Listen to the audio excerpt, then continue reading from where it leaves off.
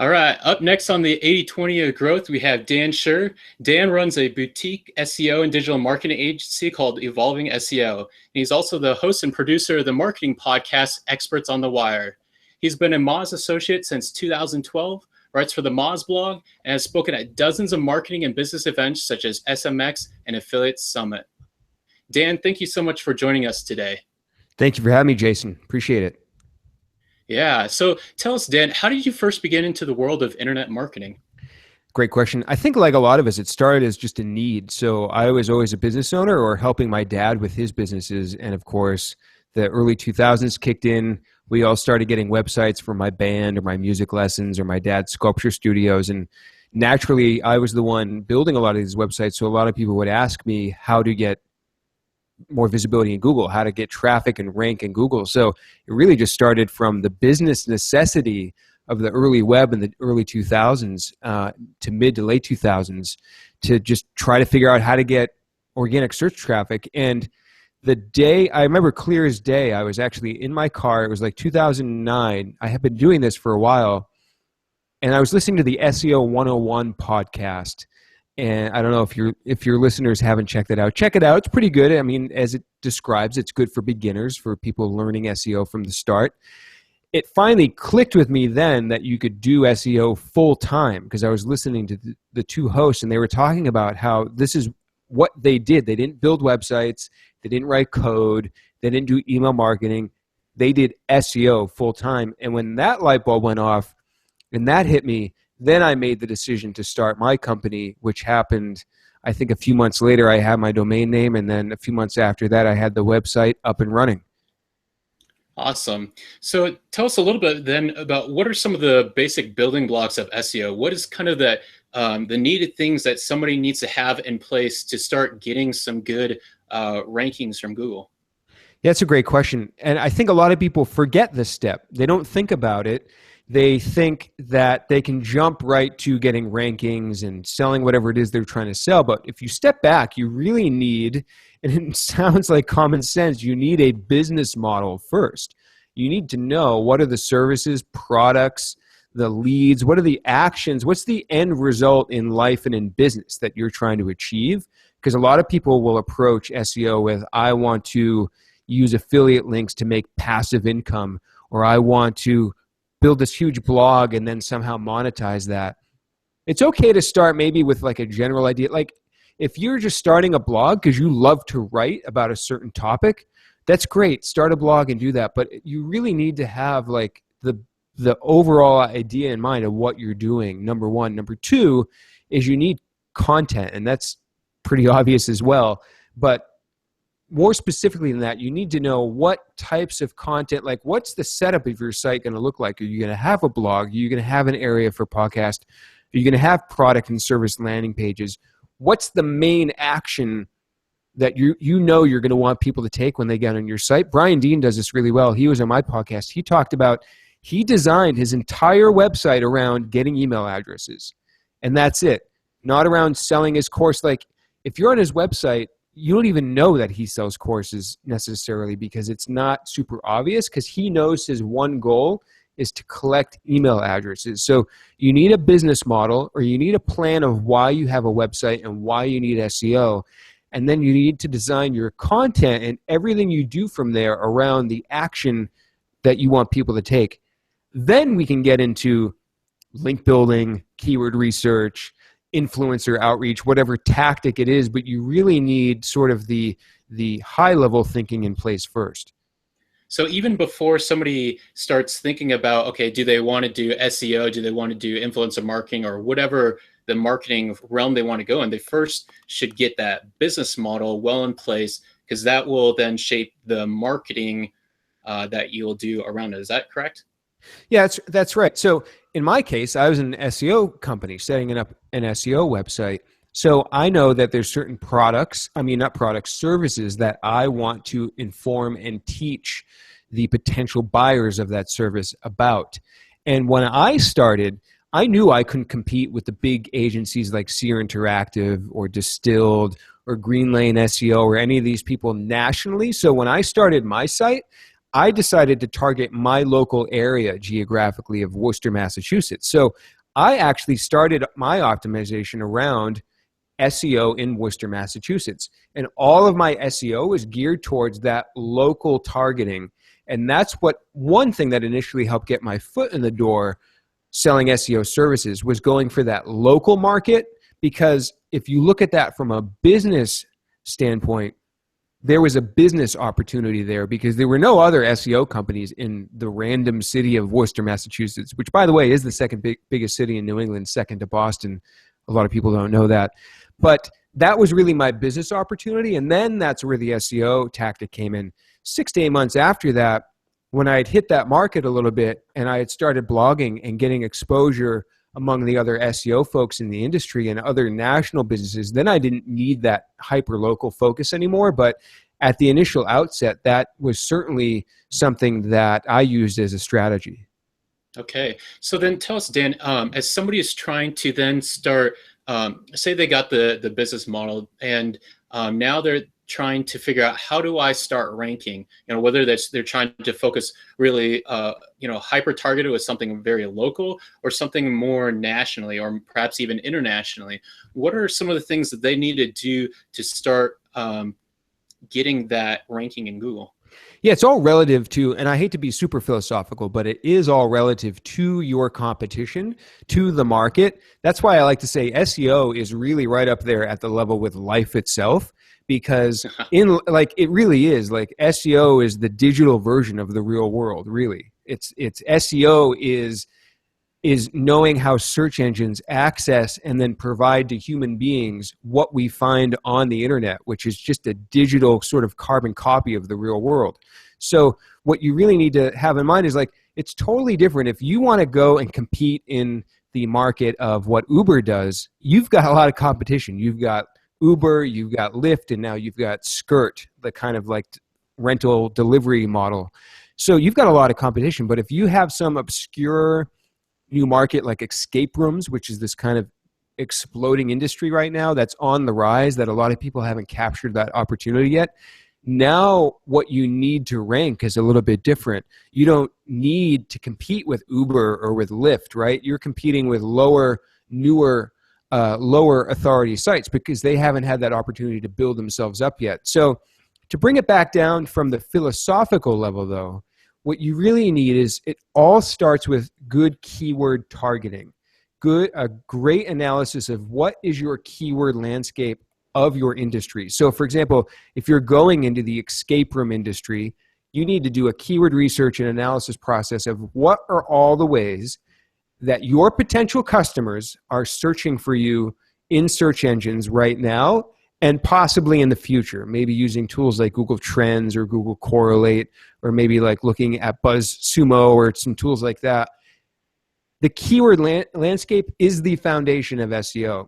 You have nothing without mapping out your keyword landscape. And let's break that into two pieces. One being what I like to call commercial keywords, or your sort of buyer's intent keywords. So that's where you really need to know, when are people searching in Google or in Bing, if anybody actually uses Bing, or DuckDuckGo, to look for the actual, when are they in the buyer ready state looking for what you actually provide. Map out those keywords first and then align those with the architecture of how you're going to build your website. Do you need multiple product pages? Do you need, one product page? It's going to help you determine the content you need on your site. And then number two, map out what are all the informational or top of funnel keywords that you could potentially use to target and attract your potential buyer. Now, they might not buy right away, right? This is more top of funnel type of keywords where it's the awareness stage. You're building brand awareness. You're getting that first touch interaction. You should measure that, of course, with assisted conversions, right? They might convert 3, 4, 5 visits later. But this way, and by the way, that's one of the places with the most opportunity in SEO, even today, is that informational top of funnel keywords, because not as many people are going after them. Not as many people are going after the long tail. Or if they are, right, these are changing and there's new long tail keywords coming into play all of the time. So you can really find a lot of opportunity gaps in that area of keyword targeting. But back to your question, all of SEO starts with mapping out the keyword landscape and then really identifying your plan from there. Okay, so as somebody is trying to map out their keyword research, do you have perhaps some good tools or resources that people should look at to really be able to understand more of that keyword research landscape? Yeah, it's a great question. I like to break keyword research down into a few phases. One being the research, two being the management and kind of keeping track of everything, and third being the analysis. To research keywords, there's, of course, all the tools a lot of people probably know about: Google AdWords Planner, Moz Keyword Explorer, SEMrush. I love SEMrush. It's probably one of my favorite tools. KeywordTool.io, Answer the Public. There's all these tools that can either help you find keyword suggestions. So maybe you have a seed keyword and you're looking for synonyms, or you're looking for long tail. Then there's all these tools that have data, like the AdWords tool has, unfortunately, not exact search volume anymore for a lot of people, but at least search ranges. And then, of course, CPC and the competition from the AdWords side of things. The hole that I see a lot of people having in their keyword research process is the management area of it, right? Because I can go to a tool and I can find all these great keywords, but especially if you have a big site covering a lot of topics, you need a way to keep track of those, to catalog your keywords, to manage them, to keep track of the ones that you've targeted yet or not, to keep track of the ones that might be ranking already. And so for that, I love Google Docs, Google Spreadsheets. I have sort of custom sheets that I have set up where I've got a column for the keywords. Maybe I'm categorizing those keywords by commercial or by informational intent. Maybe I'm pulling in search volume, the site's ranking, some competitive metrics. Maybe I'm making qualitative assessments of those. So really sort of the information mission control really of keywords is that document, the spreadsheet, where you can keep track of all of those things as you're kind of rolling out your keyword strategies. Okay, so then as somebody's now, they've done that keyword research, they've started to map the overall landscape, and now they have started to kind of plot things out and have those keywords really managed. How do they then start building the content around those keywords without making it sound just too stuffy and actually providing value to their target audience? Yeah, as I always say, 90% of keyword research is deciding what to write about to begin with, meaning a lot of people do it backwards. They have a topic or a blog post and they try to twist it into targeting a keyword after the fact. Sometimes you'll get lucky and that might work, but I recommend going with where's the keyword opportunity first, letting that dictate the topic you're going to write about. And then I hate to say the cliche thing, but then just writing the best piece of content around that topic. Some of the best topics that clients have tackled upon our recommendation, the writer did not even know that this was an SEO activity. We gave them a topic, and then they used their expertise, their knowledge in that industry or that topic, and created the best piece of content around that topic. So what I want to step back to is I'm going to give the listeners a few pointers of how they can notice the opportunity in search results. What I want to encourage everyone to do is try to make a habit of getting really good at reading search results, meaning when you're just going about your day doing searches, stop for a few seconds and analyze the search results and ask yourself, why is this ranking there? Or why might that be ranking there? Use the Moz SERP overlay with the Moz bar and turn on your domain authority in the search results so you can see the domain authority of each site ranking. And you're going to start to notice that even for some competitive searches, low domain authorities can rank there because they might have the relevance, or they might have the freshness, or they might have the trust signals or the engagement signals, or might just be a better piece of content than something on a high domain authority. So domain authority is not the only story when it comes to ranking. What I want to encourage people to look for, so what I look for is what I like to call gaps in opportunity in search results. So if you go to Google, you search a keyword maybe you're interested in, look for old content, look for SlideShare results or Quora or forum results, things that are not articles. Look for sort of these big sites like entrepreneur.com or Forbes ranking for something, because oftentimes you can maybe not outrank them, but if you're a more niche site, let's say there's an article on Forbes talking about marketing automation, but you're a marketing automation company. Well, your whole domain, your whole company is more relevant to Google around marketing automation, more relevant than Forbes. So you can probably write a more expertise level piece of content, even though Forbes, that's a high domain authority, is ranking there. So I want all the listeners to try to get really good at just noticing where those gaps are and click on the results, because oftentimes, even if there are things ranking there, they might just not be that good. There might be broken links on the page. There might be comments that have gone unanswered. There just might be bad information. And so once you identify those gaps, then that's where you can kind of go in and attack and create the content that can kind of rank in those content gaps. So, as you know, somebody's looking at the search results page on Google, after they've typed it in, and they start seeing a lot of these high domain authority sites. I think one of the first impressions that I would get is like, man, these guys, say for example, if I'm trying to rank for something related to SEO and I see, people like Moz up there, or, Brian Dean, or, whoever, I think to myself, man, these guys are giants in our industry. How do I have a chance against them? And what you're saying is it's not just simply about the domain authority, but there's other things such as the relevance of the site that also matter. What are some of those other things that can help really be able to help a smaller site be able to outrank a bigger site when they see something like an entrepreneur or Forbes on the top of the search results? It's a great question. There's two approaches to this, two paths you can kind of take. One is, if you look at what Brian Dean did when he started, he was a low authority site, but he wanted to compete with those high authority searches. So he had to create not only the best 10x piece of content, 10 times better than everything that already existed, he then had to follow that up with all of this manual outreach and link acquisition. That's one path you can take. If you're a lower authority site, a lesser known brand, a lesser known site, you can make the mental commitment that you're going to have a lot of work in front of you to compete with these high competition searches. Or the path that I like to take, the one that requires not really less work, but it's just less sort of manual outreach and link acquisition. Find the long tail.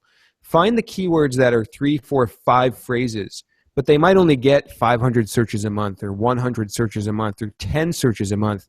Create the best piece of content there, because that's where all the opportunity is. That's where all the gaps are, because so many people are not looking at the long tail. And the thing about the long tail is, even though it looks like a keyword only gets 10 searches a month, and I've seen this time and time again, is you are going to actually get way more traffic than it's like, okay, a keyword looks like it has 10 searches a month. What am I going to get? 2 clicks on that, per month, if you do the click-through rate percentage. But when you factor in a long tail, and when you factor in maybe keywords that you hadn't thought of, and maybe you factor in the fact that the AdWords keyword tool is not always giving you all of the information, you can often see hundreds of visits off of a keyword that only had 10 searches a month, because of all the long tail, because of all the unexpected keyword variations. So there's a lot of value there. So if you're in the position where you just want to create really good content that solves problems that are not being solved currently, and you don't want to do all this intensive outreach and link acquisition, find those opportunities that are more in the long tail, because that's where you can really get a lot of value. Now, with that said, I mean, if you want to try to rank for SEO tools or PR tools or something really high volume, great. I mean, I think it's great to have that ambition. I mean, part of what, and I've talked to Brian, part of one of his mental models to that is he shoots for the top, right? Because then he figures he's going to get everything underneath that. And that's great. I mean, that's one way to go. That's certainly one way to go with it. So I don't want to sway anyone from that approach, but just realize that that's not the only way, that there is another option you can take as well. So what are then some of the biggest wastes of time you see entrepreneurs make when they're trying to rank their content for SEO? That's a great question. I think I see the biggest waste of time is when you try to look at something as a tactic, as a way to get rankings, when you're really not focused on providing the user value. Meaning that a lot of people, us as marketers, we have a way of tricking ourselves, right? We have these cliche phrases of, oh, I'm creating quality content. I'm, writing for the user. But it's become this like regurgitated cliche phrase that we all say. And not none of us, but a lot of us are not really doing that anymore, right? We've just kind of absorb this as like this thing that we say, but we're not really doing it. And when I look at what most entrepreneurs are creating for content, most clients that come to me that are creating for content, if they're trying to do SEO, they're really just spinning out articles where they're trying to attack a keyword rather than think about, okay, a keyword is a problem that somebody's trying to solve. And they're not thinking about how can I solve that user's problem. They're just thinking about what 800 words or 2,000 words can I write that's going to rank for this keyword, not what is the user's problem and how can I empathetically solve that problem. So that's number one, the biggest waste of time, because now you're just spinning your wheels. You think you're creating quality content when you're really not, and that's not going to do anything. And if people land on that content, even if you happen to rank, if you're lucky, it's not a great brand impression. It's not a good user impression. And it doesn't kind of complete the whole funnel anyways. So either way, you're kind of wasting your time. So as somebody is trying to figure out then perhaps a good system to work with as opposed to those different tactics as you were telling about, tell us, Dan, maybe about a successful campaign that you did, and tell us a little bit about the system you use to be able to start getting good traffic from SEO. Yeah, it's a very simple system. So I try to keep the sort of execution as simple in concept as possible. Otherwise, you're going to get just, trapped in all the weeds. So the system I have is very simple.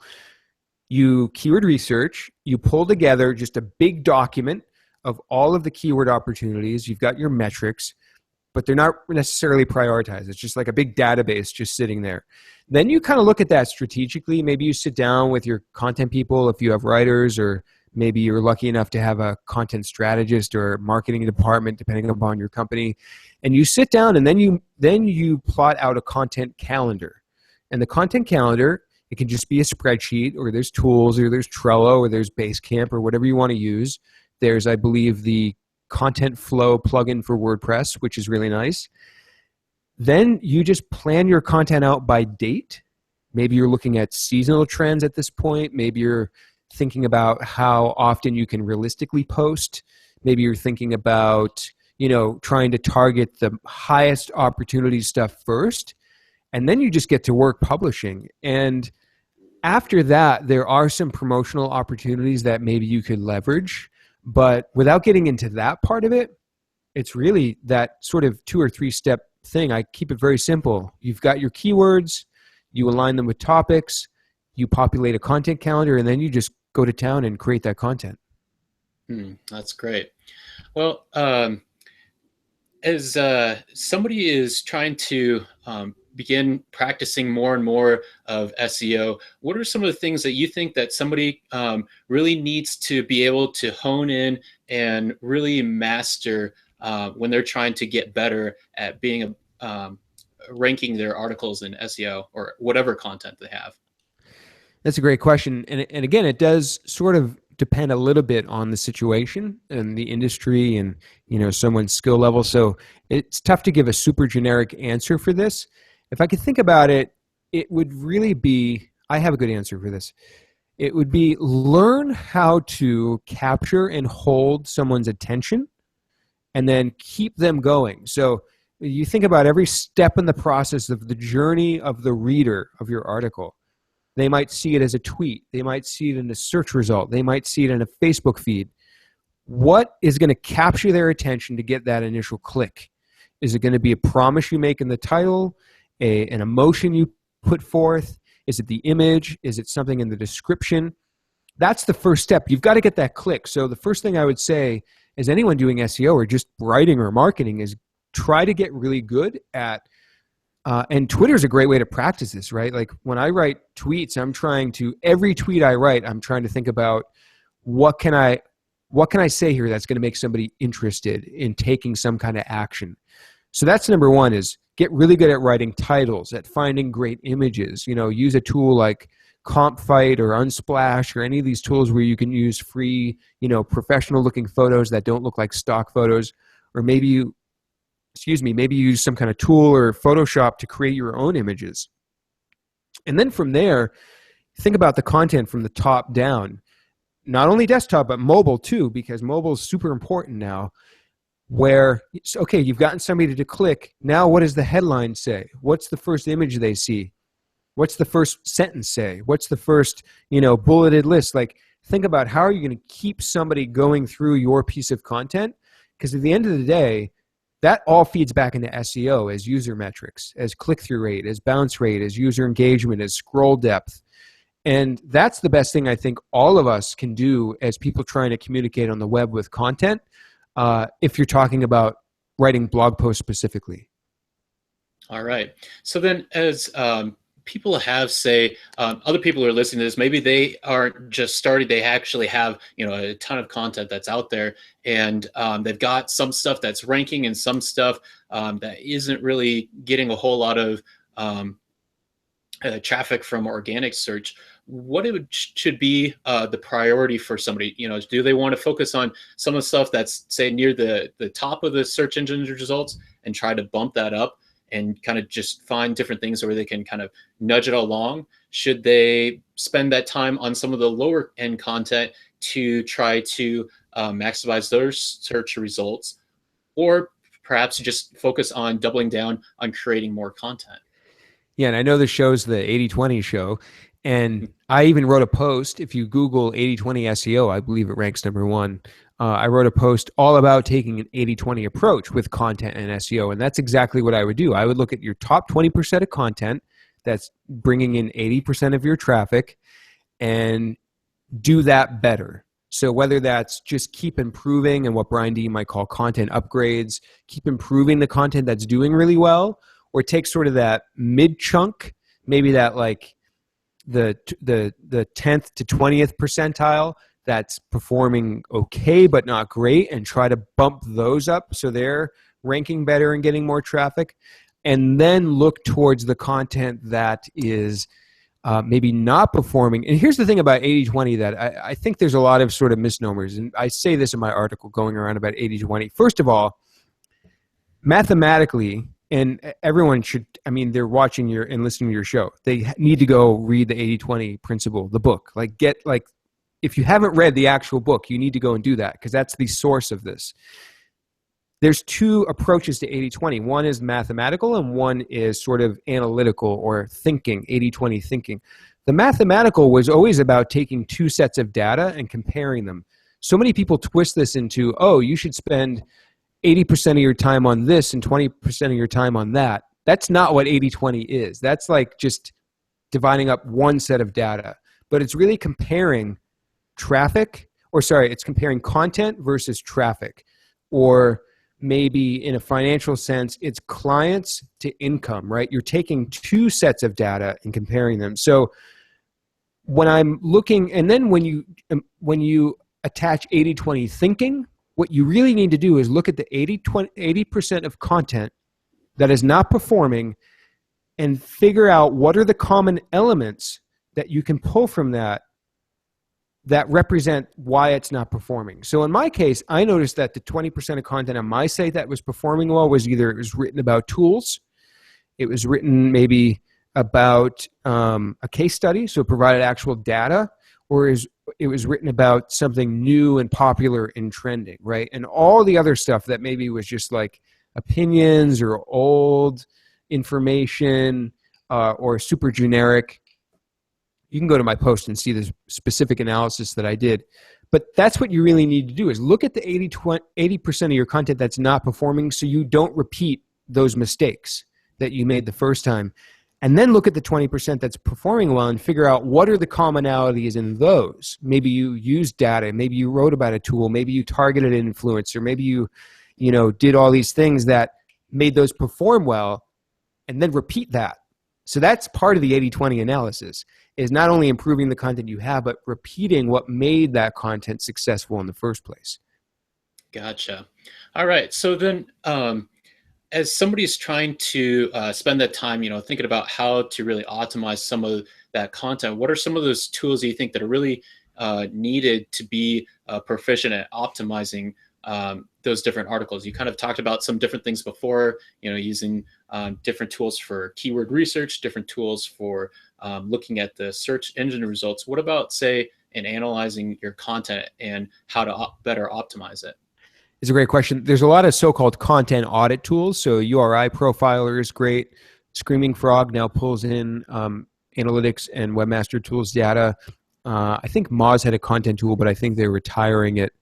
BuzzSumo is good if you don't have a lot of internal data. So essentially what you need is a tool that will give you, like, row by row, the piece of content, the URL, and then all the metrics attached to that, whether it's visits, organic visits, impressions, click-through rate, bounce rate, time on page, number of comment, like whatever it is you're trying to measure, that's what you need, is a tool that brings that together. You can just do that with analytics too. You can go into your analytics, go to the landing pages report, turn on any traffic segment if you want. If you want to look at landing pages by organic search or by referrals or by direct, or even look at it by device. And then what you've got there in analytics is you've got the landing page, you've got visits, visits from the source. If you turn on the segment, you've got time on page, bounce rate, all that stuff. And I would just work with that data that you have. Look at the content that's gotten a lot of traffic. And then the biggest two things you can do is bring in analytics and Search Console data together. That way, when you're analyzing this for SEO, you can say, okay, here's my URL. Number one, did it get impressions? If it got impressions, that means it's showing up in Google somewhere. Number two, okay, it got impressions, but maybe the average position is 20. So just because it didn't get traffic, that's not bad because it's an average position of 20. So now the tactic is really bumping that up to an average position somewhere on page 1. So don't kill it. It's ranking, it's getting impressions, but it's just not ranking high enough. So by pulling in the SERP data in Search Analytics and the traffic data and kind of mashing those together, you can do it with a VLOOKUP in Excel or use any of the tools I mentioned. That way you can really look at it on a content by content basis to determine, okay, if there's an article that's gotten 0 impressions, has a terrible, average position, it's gotten 0 visits, nothing at all, you can look at it there and then decide, okay, this content sucks, like we should just delete it, or we should upgrade it, or we should combine it with another article. Then you can make that assessment, but you really need that data to kind of make those decisions. So what kind of things do you do? Let's say if you found an article like in spot 20, what things do you do to start getting it up to the top of the search results? Yeah, I mean, the first, you look at the keyword alignment. So I would go to Search Analytics. I would see what are all the keywords that it is showing up position 24. Are those keywords a relevance match for this article? A lot of times things will rank, but they're not ranking that well because the relevance isn't totally there. So then you go, okay, what could it rank for that it is more relevant for? And then you start to kind of look at, how do we align the keywords with the user intent and this article? And you need to get a match there first, because if those don't match, you're never going to get it to rank for something that it shouldn't really rank for. And if it does, it's not going to stick around for very long. So let's say there is a match, though.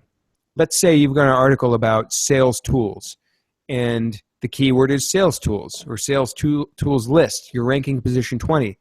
You need to take an honest look at the current search results for what is ranking for sales tools. Is that content, and ask some objective friends for their opinion. Is that content actually better than yours? Is the list longer? Is it more new? Is it more complete? Do they have better reviews? Is it written by an expert?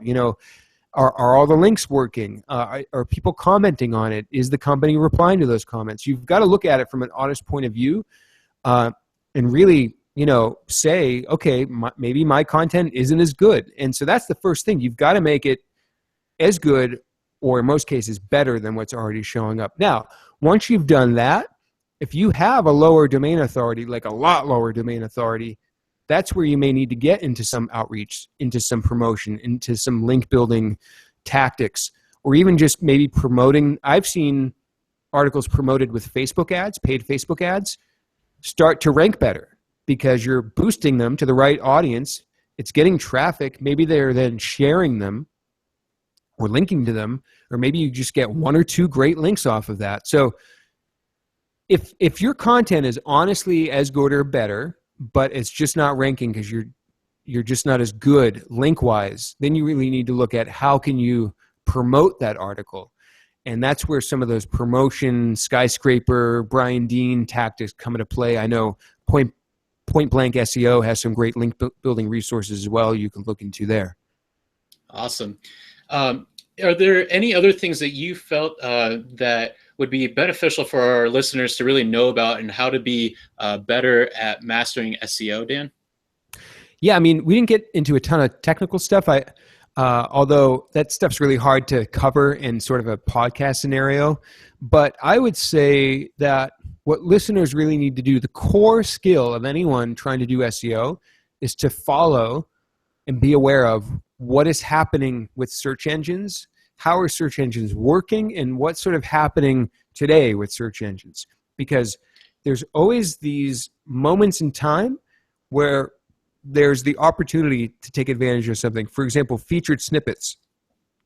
This is something on episode, I don't know, recently on my show. I had Rob Bucci from GetStat. We did the whole episode on getting featured snippets in Google. This is one of those opportunities right now because Google's starting to increase the amount of featured snippets that they're showing, that those answer boxes at the top of search results. That's an area that if people are aware of, and they play around with, they experiment, they try to get their site showing up as featured snippets, you could possibly take advantage of that. Another area might be AMP, accelerated mobile pages. I had John Mueller from Google on my podcast. He talked the whole episode or half the episode about AMP. And so if you have a news site or a site where you're publishing articles, you could possibly rank really well in a mobile environment for mobile search results. So I think it's just, follow the top blogs like the SEM Post, Moz, Search Engine Land, Barry Schwartz on Twitter. Follow all these people, Jen Slegg on Twitter who writes for the SEM Post. Follow the people that are talking about the current trends. Glenn Gabe, Marshall Simmons, Marie Haynes. I'm just name dropping at this point. Follow all the people that are really on top of, Bill Slosky, who does SEO by the Sea. He writes about all the Google patents. Be aware of what's happening in search engines now. And so you might be able to take advantage of things before other people get to them. Gotcha. All right. Well, one last question, Dan. What is something you believe true related to SEO you think most do not? Yeah, it's a good question. It's funny. I think I already answered this and sort of gave away the answer. But I believe there's far more value in the long tail than people realize, especially a lot of people that are hardcore doing SEO all the time. We know there's value in the long tail. It's trying to convince our clients of that, that are trying to go for the 5,000 searches a month keyword. But I think that's a truth that still a lot of people are not fully aware of and fully taking advantage of. We just did a piece of content the other day for a client. The topic was sales team names. Now this had 990 searches a month, so it's not quite long tail, but it's not 5,000 a month. And within a few weeks to a month, they were ranking number one, getting traffic. It's a great piece of content. I had another client 4 years ago. We did an article around using an iPhone to take photographs. And at the time, Google said it had 10 searches a month. But when you looked at his analytics, 2 years later, he had gotten over 110,000 unique visits over a 2-year period from a random long tail keyword that only had 10 searches a month. And that was a rising trending topic as well. So that helped because that search volume did go up. But if we had looked at it at that time and written it off, he would have lost a big opportunity. So that's definitely what I think is true that a lot of people have not caught on to yet. Awesome. Well, thank you, Dan. You provided us with a lot of great insight about the 80/20 of SEO. If somebody wants to learn more about what you're doing, Dan, what's the best way to connect with you? Yeah, Twitter is the sort of central hub. I'm on it a lot. Dan_Shure, SHURE, DAN_SHURE. And I would love for people checking out your show to check out my podcast, Experts in the Wire. It's on iTunes, Google Play, Stitcher, all the common places. Or you can go to evolvingseo.com/wire. Awesome. Yeah, and I've listened to a few of those episodes, and they have been very helpful. So, yeah, go ahead and go check that out, and you'll learn a lot about SEO and a lot of other different great marketing tactics from other experts in the marketing industry. Cool. So, thanks for the plug. Appreciate it. Awesome. Well, thank you, Dan. Appreciate all the insight that you've given to us today. Yeah, thanks, Jason.